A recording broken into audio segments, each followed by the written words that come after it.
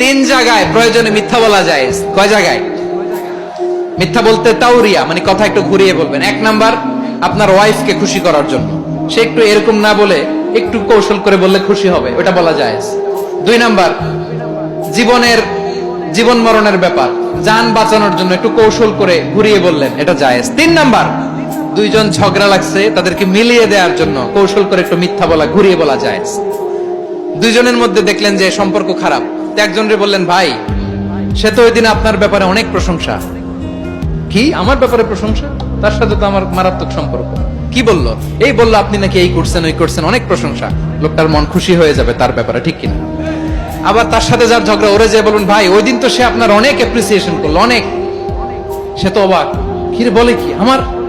এই যে দুইজনের ব্যাপারে দুইজনের একটু ভালো ভালো কথা বলে দিচ্ছেন, একদিন দেখবেন রাস্তা দিয়ে হাঁটার সময় একে অপরকে সালাম দিয়ে ফেলছে, আবার মিলমিশ হয়ে গেছে।